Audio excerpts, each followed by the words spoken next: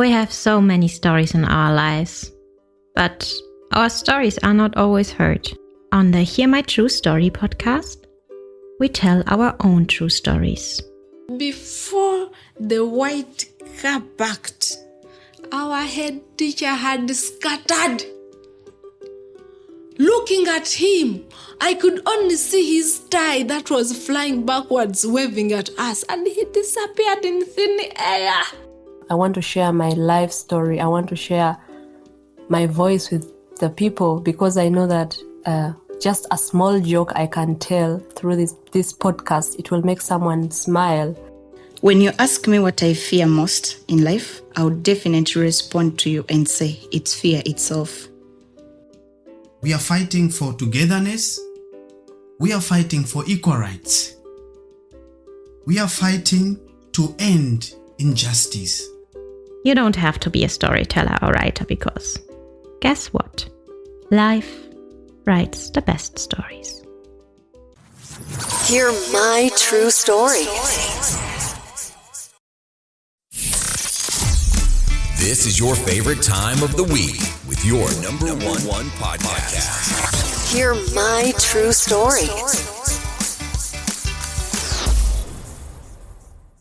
Yeah, my dear listeners, welcome back again on Hear My True Story podcast.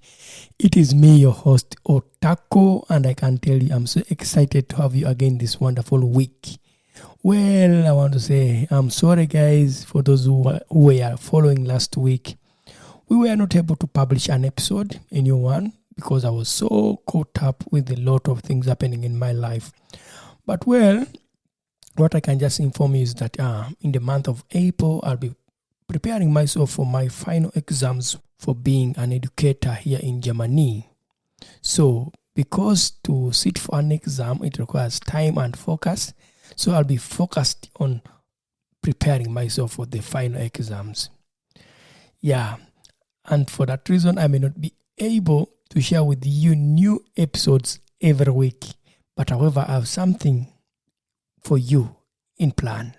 Well, what I can let you know is that as a podcast creator or as a podcaster, I have two podcasts that I'm rerunning.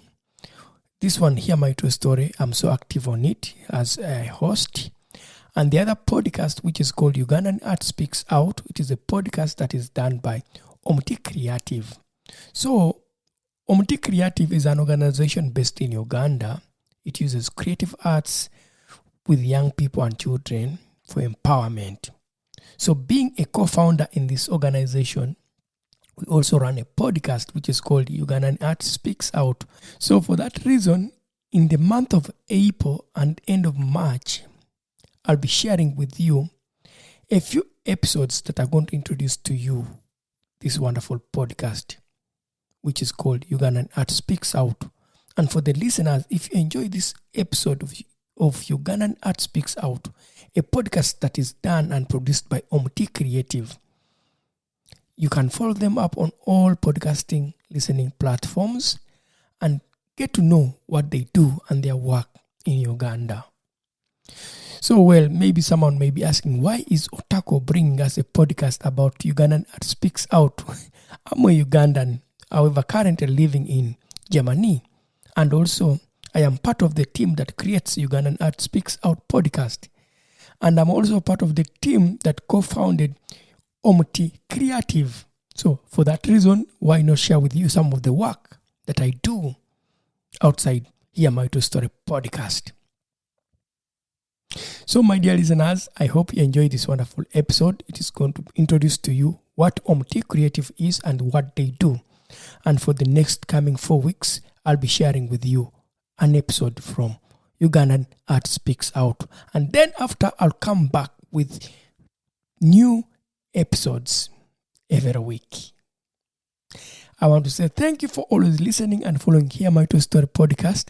And for now, you can enjoy this wonderful episode from Ugandan Art Speaks Out.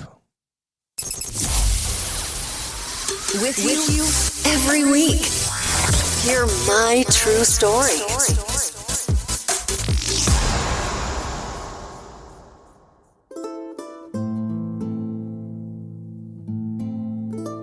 Hi everyone, I am Linda Dina, and this is Ugandan Art Speaks Out.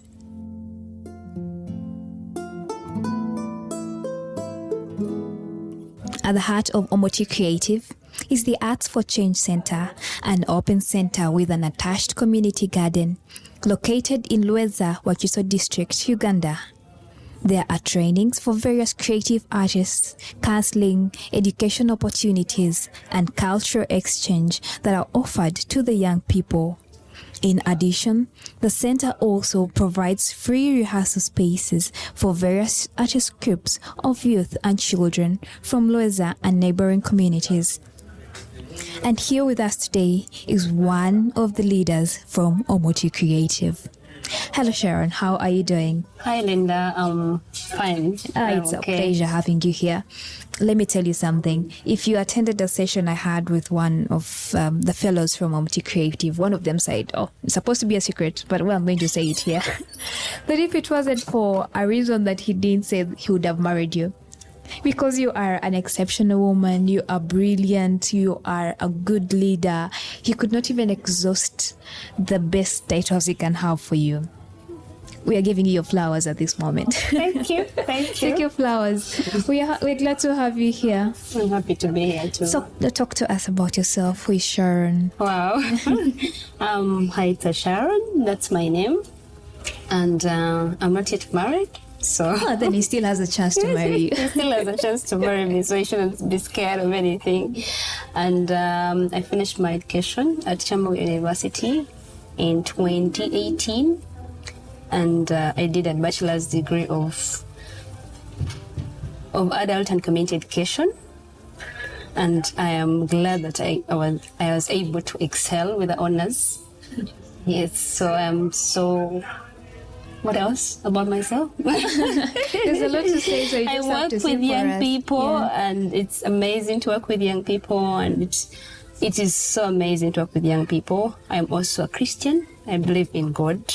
Yeah, I've worked with so many people who don't believe in God, so I personally believe in God. So have you transformed them all? I have tried, but the people You've played your role. I have really played my role. The people who have their reasons. I really try to understand everyone's reason, and I would just show you the side of what God can do. And so and let those that have ears listen. And if you don't listen, I'm like, okay, cool. Yeah. But I will still relate with you in a way that is okay with you. So I won't judge you. I'll respect your decision, but also remind you of how God is good. To enlighten, to get more enlightenment, you did adulthood education, but now you are working with the younger people. How do you get to, should I call it change? Okay. Shift. I did adult and community education, and adult and community education is a course that trains you to work with the community. Literally, you can educate the community about anything. Yeah, so our course was so huge that you would literally touch everything: microfinance, society, with the societies, communities, and every area, health, every department. But those are crucial courses that we're actually ignoring. We are not doing them, but they're very crucial because we need those people in the community, because the community at the moment is going astray. We need people to bring it back online. So you study, you finish. Now you're going to go into the working industry. Yeah, I finished in 2018. And that course really helped me to build my self-esteem, my self-esteem, because I remember doing a research about self-esteem. In my first year, I saw students shake when they were presenting, and I'm like, why would someone hold a paper and they're shaking? You're like, I don't want to be like those people. And for me, I wasn't shaking, so I was like, what is the problem? So it triggered my mind to find out where the problem was, and I really found out so many reasons that I now work with people, and I can help someone who struggles with self-esteem better. And that is in adolescence, young people, it's really common, lack of self-esteem. Yes. Yeah, interesting. There's so many reasons. If I began to talk about them, we can't finish them. Yes. So how do you get to come to Omuti Kreativ? Wow. Is that like, should I say first cut? Is that where you're working first, or there's somewhere you worked before? That is in 2017, I was in my second year. And there was a friend of mine called Stella Nachiuka. She used to work with Omuti Kreativ by then. She was an accountant. And when you're at campus, you're looking for internship places. I know. I'm like, I want to do an internship. And she's like, oh, this organization is good. And they have a special course they can talk about. And they talk about trafficking. I'm like, okay. Yes, that is the time they were doing human trafficking. Yeah, outreaches. And they were doing them in rural areas. I'm like, okay, let me send my application. And so it was easy. And she's like, And I was the only intern at the time at the center. And when I reached, I didn't know so much about trafficking and the topic. I was like, do these things really exist? So I didn't know so much. When I got there, I got interested in the topic. I was so concerned and asking myself how all these things happen to people. And I got an interest to do an internship more with them. When I finished my internship in 2017, I went back to school. When I went to school back, I was doing an internship in an organization called Child Fund. That was my third year. We do 2 internships, students of adult and community education or social workers. And then I was called to come and help to support an internee who was doing research on human trafficking. It was a German internee, and they wanted someone to help support in that area, and I thought about first. So it gave me a reason, like, what I did was good in my first time. And I was like, I considered working with them, and also I was so touched with the topic of trafficking, and I didn't want to miss out. I wanted to contribute more to the society. I remember when I was at university, and I told my supervisor that I was going to do a research on human trafficking, and he told me, you want me to be arrested? So I didn't understand him. This should come to everyone's mind. Yeah, I didn't understand him until I got into the field. I'm like, okay, this is what he really meant. This is what he meant. Because he refused, because we had like different ideas. He refused me to do that research. He's like, but you did it anyway. I did another topic. Oh, yeah. He refused totally. He's like, you're not safe. That's not a safe topic you can do research on, especially in Uganda. I'm like, okay. So I had to change.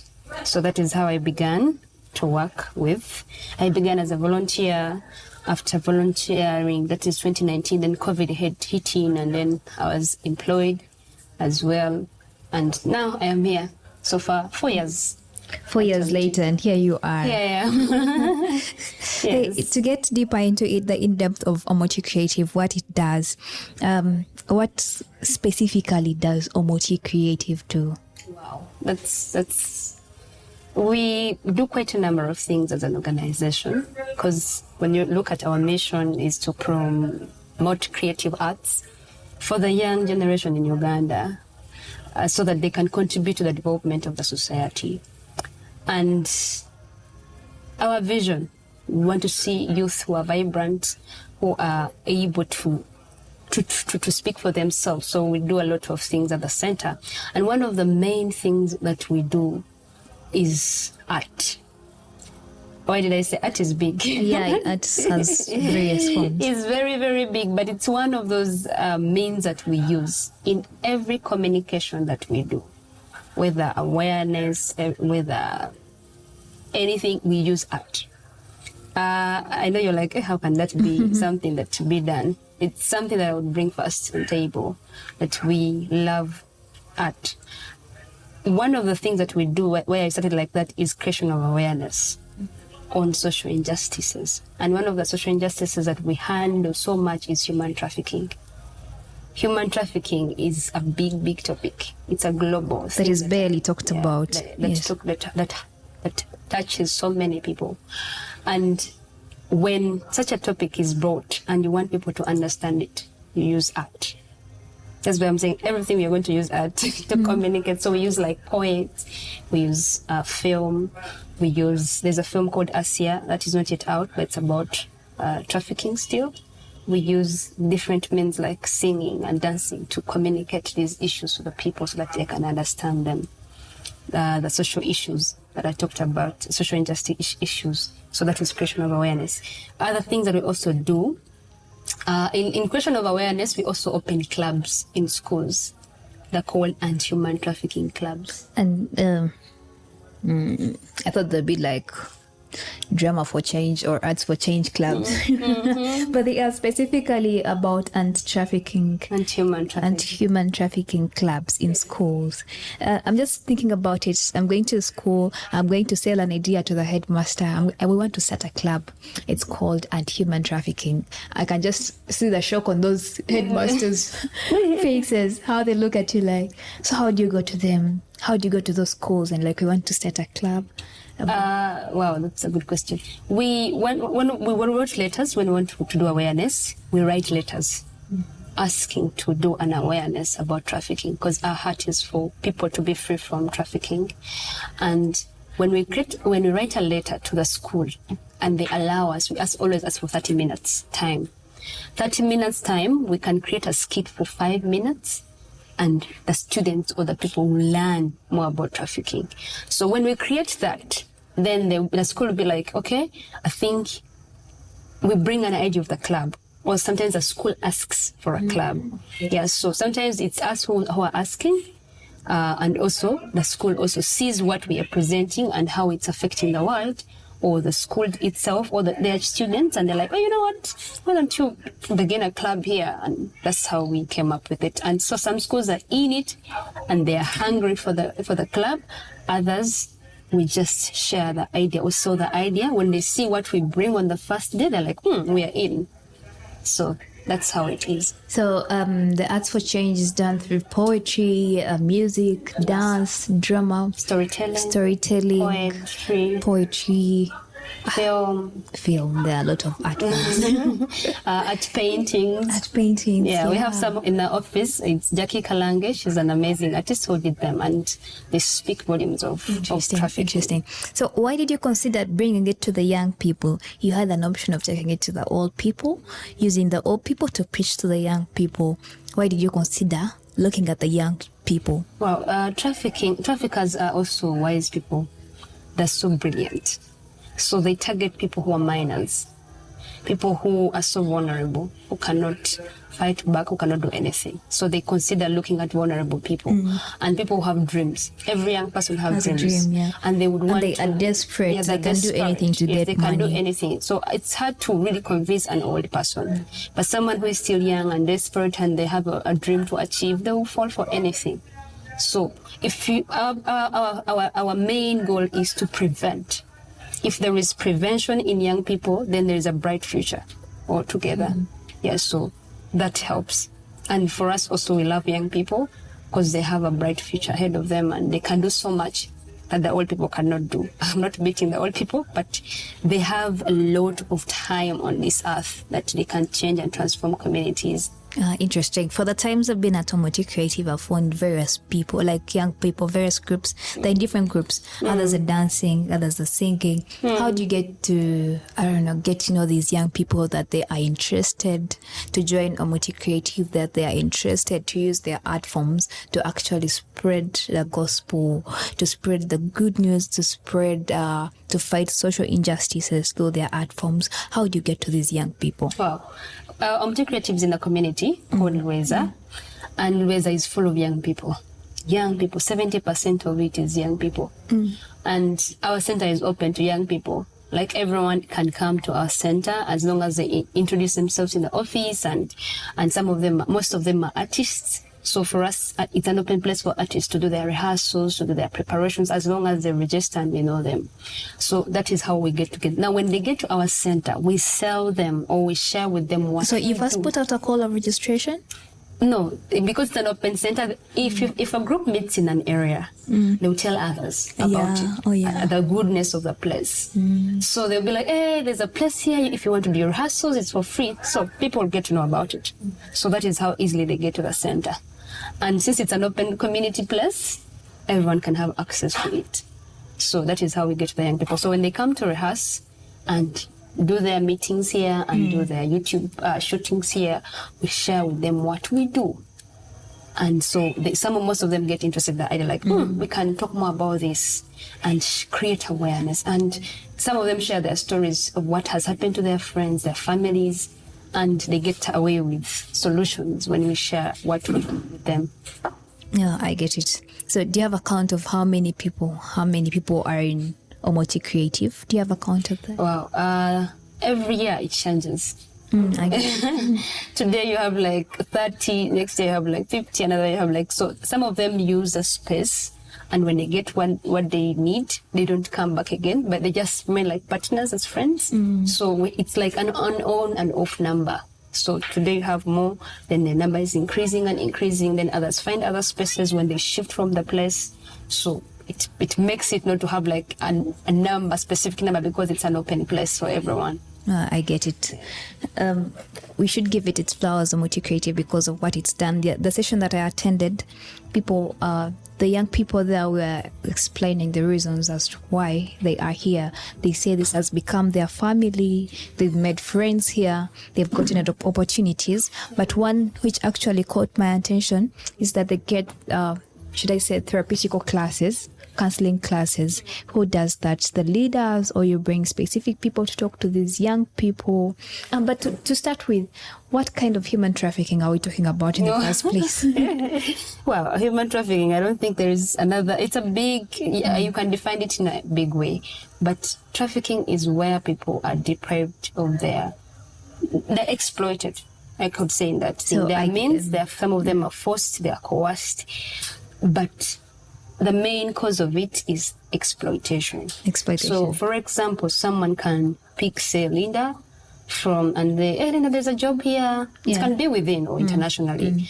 And for their main aim is to use you for sexual exploitation. So the reason is exploitation. So you think you're going for a job, but literally not going for a job. You're going for sexual exploitation, and the other person benefits, and that is how you're exploited.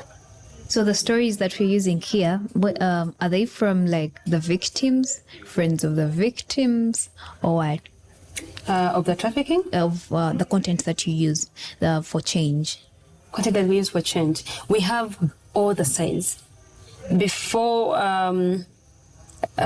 the trafficking happens, there's prevention. So we talk about that. But after also, we have also some survivors that have shared their stories. I was asking about who tells you these stories that you use. Is it the victims themselves who are actually willing to take part to fight what happened to them, or the friends of victims? And that is why I'm saying, like, we have had stories since we started creating awareness from the communities itself.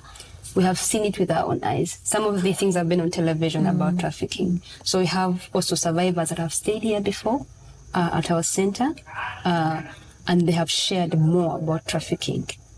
So we use those stories, or the people that come here at the center and share their own stories, to create awareness. So we need to get the outstanding projects that you have done as Omuti Kreativ, whether they are on social media pages or where, because the listeners might want to watch them or listen to them at the end of this episode. Do you have anywhere they are where we can actually get to find them? I think you can follow us on Facebook, Omuti Kreativ, the Arts for Change Center. You remember to add the Arts for Change Center. Also, you can also follow us on Instagram, Omuti Kreativ. You can see what we do on a daily. You can also watch our videos on YouTube. We have videos that follow, that talk more about trafficking and also other social injustices. But also we have a podcast that I am on right now called the Ugandan Art Speaks Out, that brings more light to artists, but also that is sponsored by Omuti Kreativ. So there is more that you can't find. Even on Twitter, it's Omuti Kreativ. So anywhere that you type, and Omuti Kreativ is spelled as OMUTI. Creative is with K. It's creative. It's KRE. It's already creative itself. Yeah. KREATIV. That is Omuti Kreativ. So, but you can also call. That is +256 Codro 7. Codro is, those are 4798. Yes. And you can also send us an email at info@omuti.org. So the people that, the fellows that are at Omuti Kreativ, the members, do they also do some things? Because I had some of them, they started YouTube channels.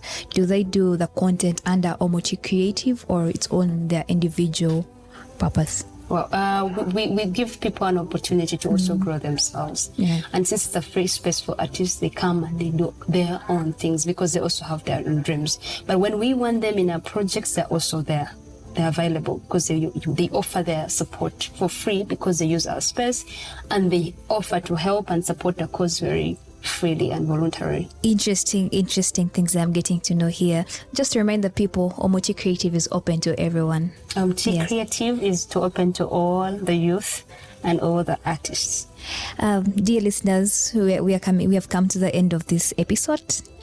Be sure to come back for the next episode because we are just getting started.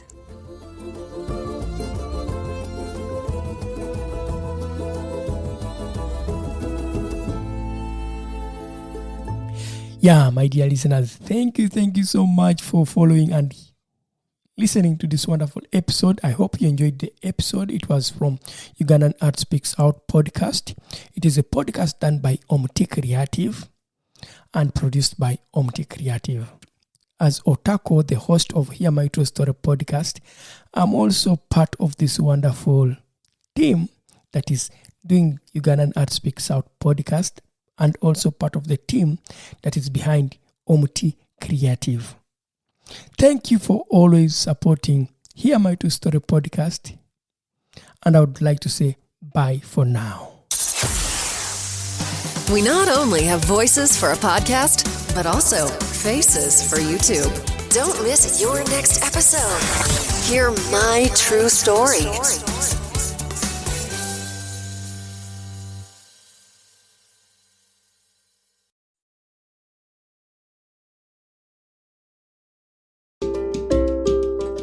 Thank you for listening to our podcast, Music by Edwin Matovo, hosted and produced by Otako.